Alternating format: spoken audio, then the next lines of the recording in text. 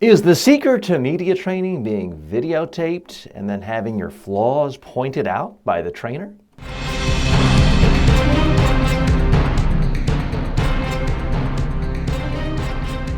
Speaking, the show about effective speaking in public, to the media, at work, and in life. Speaking with TJ Walker. This question comes from one of our regular YouTube viewers, Banor. Banor writes in, TJ, is it true that a part of this media training process involves people getting media trained are interviewed, recorded, and afterwards they're told everything they've done wrong or should correct or should do better by showing them the video and pointing out where they messed up? Certainly that is the perception of what media training is about, and that is a part of it. But here's where it gets complicated, folks. Like a lot of things in life, there can be an element of truth in it, but if that's all you get, it fundamentally distorts what's really going on. When I do a media training with someone, for example, I'm going to take you behind the scenes.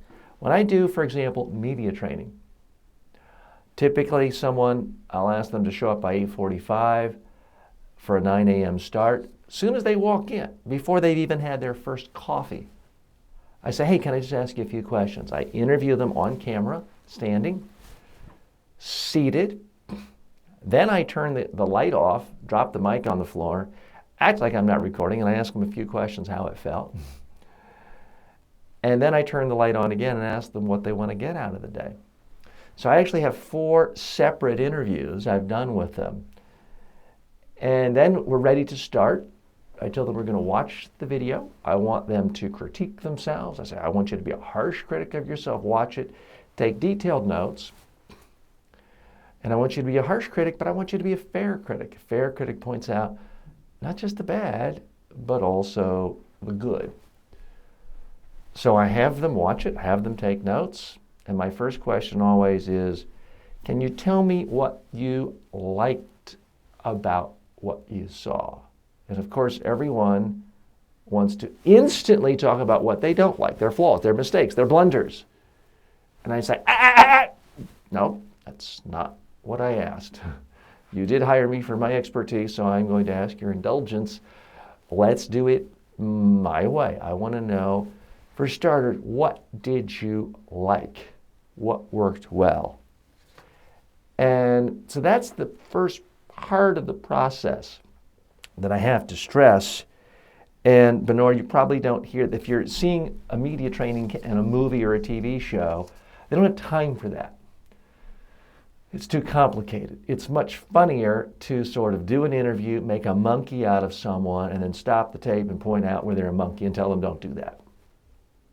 Unfortunately, I don't have any evidence that actually makes someone better. It's funny, it's entertaining, it's interesting, it doesn't build a new skill. So you have to do that at some point in the training day. Typically what I do is I've done the first 4 interviews, I get them to focus just on their strengths. I will then demonstrate everything wrong to do with the media. How to look bad, how to look stiff, how to be frozen, how to sit back and look like you have a double chin, all of these things so that they can point and sort of laugh at me. And then I can show them exactly what to do to avoid those problems. Then, if I'm working with a group of, say, 5 or 6 people, I'll have them all stand up and I'll ask them, speak to the camera now, say whatever you want, but I just want you to focus on doing one thing better than the last time you were on camera. Focus on eliminating one flaw. Don't try to change 10 things. Focus on improving one thing. And don't tell me what it is. Don't get advice from me. Just focus on one thing. We record it, play it back, and I go around and I say, okay, Sally, I'm not asking you if you fixed everything. I'm not asking you if you eliminated every flaw. I'm not asking if you love everything you see on video now. I just want to know, what was the one thing you were trying to do better? And did you succeed? And I can tell you, of my clients who literally focus on one thing, about 95% of the time they improve. So that's actually the most important lesson in the training, which is if you practice on video, focus on one thing at a time and keep practicing, you'll get better and better. That's how people learn a skill. That's how you learn how to ride a bike. That's how you learn math, typically, is you keep focusing. You learn addition before you go to subtraction. And ideally, your parents are rewarding you when the first time you say 2 plus 2 is 4, your parents are saying, that's smart, that's great. They're not saying, you big idiot, it's not 3. That's not how you teach people, whether they're children or 80-year-old adults. And that is my philosophy when it comes to media training. So I'm glad you asked the question because that is the perception, but it is such a tiny part of it.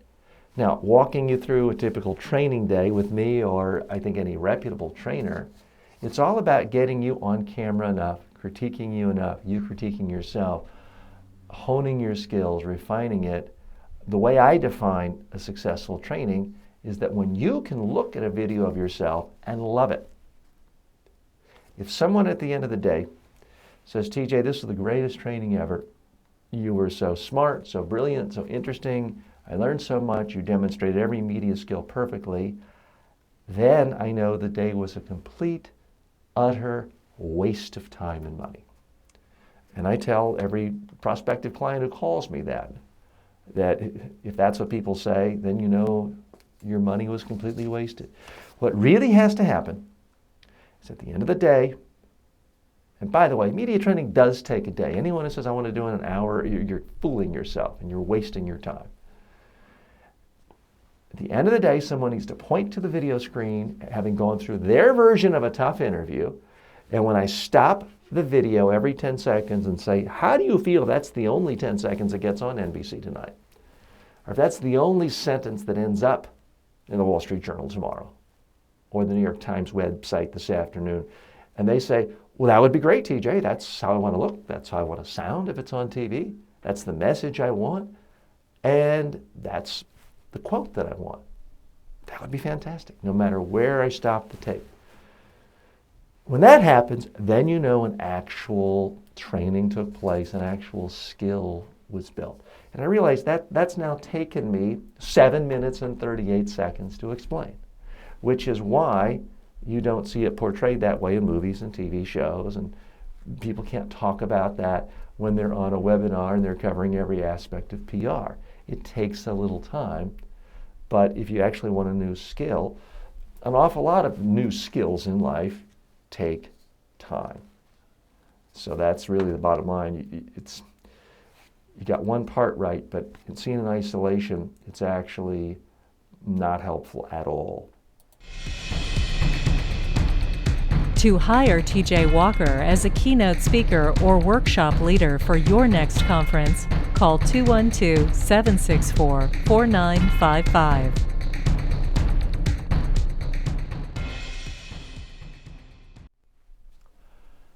Learning how to be a better speaker or someone who speaks to the media, it's like any other skill in life.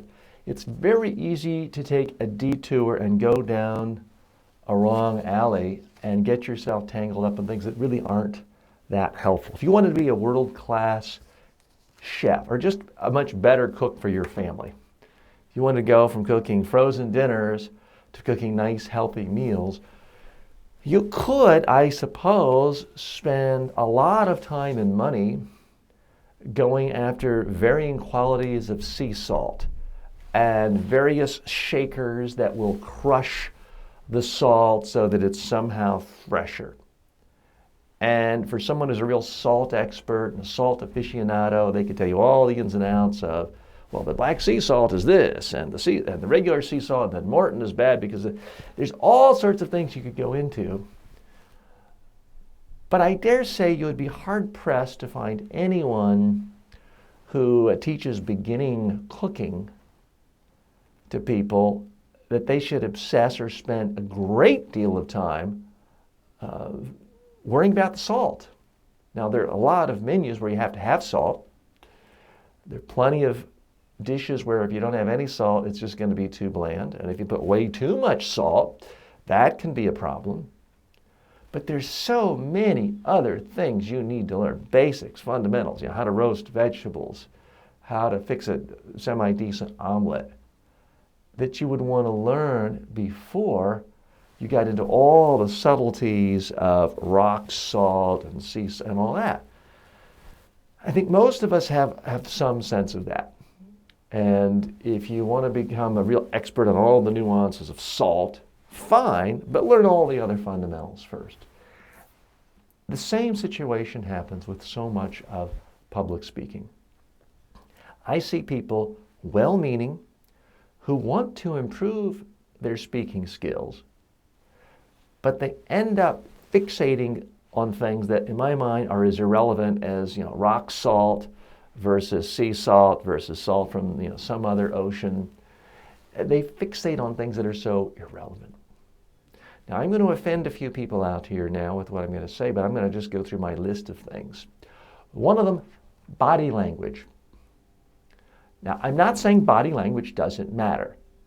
If I were to come out, those of you watching on video, if I came out every day and twiddled my hands as I'm doing now looking down, that would be pretty off-putting. It would suggest that I'm nervous and uncomfortable. So I'm not saying that body language doesn't matter. What I am saying is it doesn't matter if your speech is really boring and awful. In the same way that you can have the best, most expensive salt and a salt cracker that breaks open the salt so it has the zestiest salt flavor, you can have that. But if you're serving a frozen dinner that wasn't cooked long enough and it's still frozen in the middle and the ingredients aren't that good in the first place, it doesn't really matter how good the quality of salt is you put on it. Or for that matter, if you have the most expensive peppercorns and cracked pepper on top, if it's a frozen dinner and it's still frozen in the middle and burnt on the outside, it's just not going to matter the quality of salt you put on it. And it's exactly the same thing with body language. People will obsess over what do I do with my hands and how do I get my hands right and how do I hold the lectern just right. Meanwhile, their speech is so boring and awful. It just doesn't matter. Similarly with the uhs and ums. I see clients routinely fixate on uhs and ums. I'm not saying it's good to have a lot of uhs and ums in your speech. I'm not saying it's impossible to distract your audience if you have ums and uhs. But you can have zero uhs and ums if your speech, if your presentation is boring. If you don't have any interesting ideas. It's not going to matter how many uhs and ums you have. And on the other hand, if you have a fantastic speech, interesting ideas, great stories, riveting examples, your audience won't care if you have uhs and ums. So again, it's one of those things like worrying about the quality of salt and pepper when you're serving somebody a frozen dinner that's burnt on the outside and frozen on the inside. The other biggie on my list of fake problems, or just problems that could be real but get way too much attention, all out of proportion of their importance, your voice. People will fixate on, I don't like my voice, I want to change my voice, I want to speak lower, and all of these things that I find ultimately do not matter in most situations. You can point to certain research that says the presidential candidate with a lower voice wins, and somehow one class of people is discriminated against versus another because they have higher voices. I don't believe it. I think the biggest discrimination in the world is against speakers who are boring. Because what do people do? They pull their cell phones out and they start checking email. They're now discriminating against what you're saying by not listening to it, therefore not understanding it, therefore not remembering it, therefore not doing what you want. And It is frustrating for me. I can tell you, I can do a video, one of these programs, and it gives it gives advice that people spend, tens of thousands of dollars to hear from me, say in person over a few days or a week, and I'm giving it away for free here. It'll have 5 views. I'll do a video on how to improve your voice, what to do if you hate your voice, and it will have tens and tens and tens of thousands of views. And I have some videos like that. So that definitely belongs in the Hall of Fame for me of things people waste their time on that should be a lower priority. I have worked with thousands and thousands of people all over the world for 32 years. I've had maybe one client who really had an awful voice. But I've had thousands and thousands of people who gave awful speeches, who gave boring speeches.